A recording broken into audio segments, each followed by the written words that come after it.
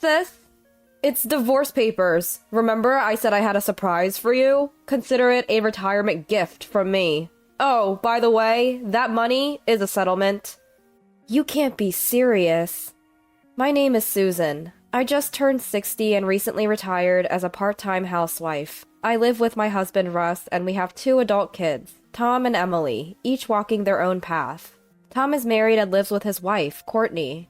Emily is also married and has grandchildren, but she and her husband moved to a distant city due to his job transfer. We don't see Emily's family much anymore, but they seem to be doing well when we catch up over the phone. Maybe it's my age, but lately, I've been reminiscing a lot. Life was a whirlwind, to say the least. I met Russ through an arranged date. I wasn't unlucky in love or anything, but I had a fear of men. My first boyfriend, after starting my job, cheated on me. He was the boss at my company. I ended up having an affair with him, someone who was an admired figure to us new hires. Eventually, he betrayed me. And when I tried to talk about it, he threatened to ruin my life. That experience gave me a fear of men. That's when I met Russ. Russ's mother and my mom were childhood friends, and they were very close. I wasn't too keen on the idea, but Mom insisted, so I gave in. Russ was neither handsome nor particularly sociable. He seemed like the type women wouldn't usually go for, but maybe that's why I could open up to him. Over time, I found myself looking into his eyes when we talked. I found myself slowly falling for Russ. So we started dating and got married a year later. Tom was born the following year and Emily came the next. Life was hectic, but I remember it being lively and happy. However, when Tom was in 7th grade, something happened. Russ was hardly home. When he was always on his phone. I felt suspicious. I grabbed his phone when he wasn't looking and saw pictures of a woman and their conversations. Yes, Russ was having an affair. Before I could say anything, Russ spoke. Susan, I'm sorry. Sorry doesn't cut it. Do you know how I feel right now? I thought you were different. My feelings were a mix of anger, hatred, and sadness, and I didn't know what to do. Just go, Russ. It's not what you think. I love you, Susan. How can you say that now? You betrayed me. I'm truly sorry. I'll cut ties with her and change my ways. And you think I'll believe that? I get that you can't trust me now, but I'll do everything I can to make you believe that I've changed. Don't leave me, Susan. I need you. If he needed me, why did he betray me? Although I was unsettled, I found myself saying, fine, but there won't be a next time. Susan, thank you. And just like that, I put a close to a big chapter in our family's life. Don't get me wrong, it's not like I've forgiven Russ or trust his words again, but if I divorced him now, it would mean taking the kids' dad away from them. The first thought that came to mind was how unfair it would be for them to grow up with a single mom. So for me, divorce wasn't an option. Truth be told, I still have feelings for Russ. Being cheated on sucks, but I find myself wanting to be with him. After that, Russ seemed like a changed man. He comes home early every day and actually spends time with the kids. It seems he's really turned a new leaf. And so, life went on smoothly. The kids grew up strong, became adults, and started lives of their own. And they eventually moved out of our home. With the kids gone, it's just me and Russ. We've been so consumed with parenting that it feels strangely lonely now. But just the 2 of us makes it feel like the early days of marriage, a bit embarrassing even. So we've been enjoying quality time as a couple, thriving both at work and off hours. And next month, I'll be turning 60. Lost in thought, the phone rings. Hi. Hey Mom, you free next Sunday? I am. What's up? You sound serious. Well, you're hitting 60, right? I wanted to do something nice for you while I can. How about we celebrate your retirement with a nice dinner somewhere? What a wonderful son I have. I'm so touched I could cry. Thank you. I'll let Russ know. I'll tell Dad. You and Dad just come as you are. We live in the same house, you know. But okay, looking forward to it. And so I hung up. That night I talked to Russ about next Sunday. Russ, you heard about next Sunday? Yeah, our son's throwing us a retirement celebration. He's something, isn't he? Thanks to you, Susan. It's not just me. He's your son, too. Thank you. And get this. He's planning a surprise, too. Really? He didn't mention that. Can't wait. Yeah, me too. Finally, the awaited Sunday comes. Russ and I arrive at the agreed-upon restaurant. Tom and his wife, Courtney, had arrived before us. As we enter the restaurant and head towards the seat Tom mentioned over the phone, Over here! Tom waves enthusiastically. We exchange casual greetings with Courtney next to him. You guys are early? Yeah, had some preparations to make. We make small talk as the multi-course meal starts arriving. Let's dig in. Looks delicious. Tom dives into his meal with childlike enthusiasm. Shall we eat too, Russ? We all started eating. The food here was exceptionally delicious. Maybe it tasted even better because of the retirement party Tom had thrown for us. After we finished our meals, the atmosphere was calm again. I'm going to smoke a cigarette.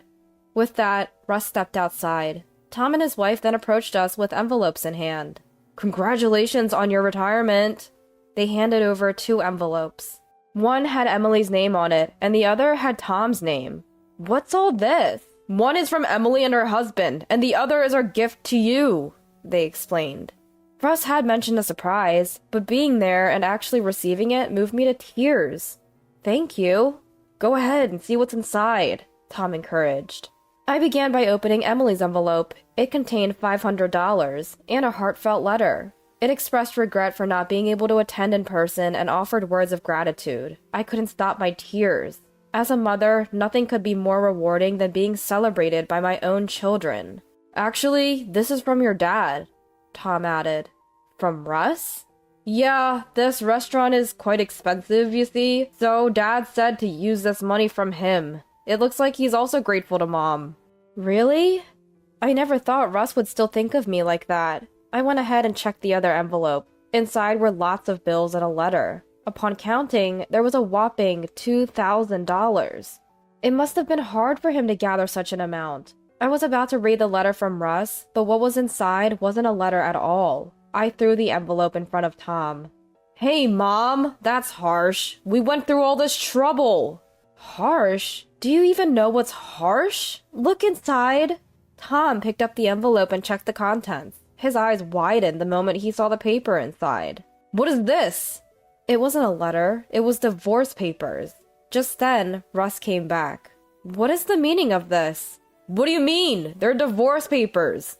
What are you thinking? I told you there was a surprise, right? This is my retirement gift to you. Oh, and that money is a settlement. You can't be serious. This is not a pleasant surprise at all. I've provided for you all this time. You have no reason to complain. I'm going to start a new life. Dad, that's too cruel. What have you been thinking about Mom and us? Of course, I still care about you guys, but I can't see Susan as a woman anymore. Just sign it and submit it to the court. Wait a minute. Ignoring everything else, Russ walked out of the restaurant as if he had no more business there. What a case of emotional abuse this was. Stunned, Tom apologized to me. Why are you the one apologizing? Well, I'm the one who suggested celebrating your retirement, and it turned into this mess. I wanted to make today special for Mom, and I ended up ruining it. Sorry. Don't worry about it, but what should we do now? As I pondered, Tom spoke again. Look, I don't want to bring this up at a time like this, but would you consider living with us? I don't think you should make such a decision so quickly just because of what happened today. No, Courtney and I have talked about it. We've always wanted to live with our parents someday. Courtney is on board too. Turning to Courtney, I saw her smiling and nodding. What a kind-hearted son and daughter-in-law. Thank you, but let me think about it. I'll go home for today. I really appreciate it. With that, I left the restaurant. At that point, I couldn't care less about Russ. I wanted to get back at him somehow. I thought about what I could do to help with that, but I couldn't come up with anything. I decided to call my mother-in-law, Martha, and fill her in on what happened. Hello? Martha, it's been a while. Oh, Susan! How have you been? I've been good. Actually, I have something to tell you. I recounted the day's events to Martha. Her initially cheerful voice turned somber as she listened. I'm so sorry, Susan. My own son did something terrible to you. As a woman, it's infuriating. All I can do is apologize. It's not your fault, Martha. Then Martha said something unexpected. Do you think it might have been Russ? What? I saw someone who looked like Russ at the department store with another woman. I didn't think he would have an affair at this age, but maybe it was him. I'll look into it. Thank you. I hung up and immediately contacted a private investigator. The investigation would start in 3 days, based on Russ's usual routine. A week after the investigation began, I received a call. Sure enough, Russ was having an affair. They handed me a report and several photos as evidence, and to my shock, it was a woman Russ had an affair with in the past. I had to wonder if they had kept in touch all along. I called Russ, and together with Martha, confronted him. "What's going on? Did you file for divorce already? And why is Mom here?" "I haven't filed yet, but I need to talk to you. I'm going to sue you for damages." "Damages? For what? For having an affair?" "I haven't had any affair." I showed Russ the photos from the private investigator. His face turned pale. "I just ran into her." "You expect me to believe you just ran into an old flame multiple times?" "I haven't met her multiple times." "Do you want to look at the dates on these pictures? You've met more than once, so don't lie." Russ fell silent, and that's when Russ just lost it. "You're such a nag! Why don't you just leave me already? I'm not paying any alimony, period." That's when Martha raised her voice. "Cut the nonsense! Do you even realize what you've done to this family? Act like a father for once." Mom? Help me out here." "Help you? You've even damaged my friendship with Susan's mom. You're no son of mine. Don't ever show your face again." Hearing this, Russ slumped his shoulders and agreed to the alimony. So, Russ and I got divorced. Russ had actually broken it off with his mistress once, but apparently they bumped into each other and reignited their affair. Because it was the second time he cheated, I got a hefty alimony. As for Russ, he's drowning in debt, working all hours to pay it back.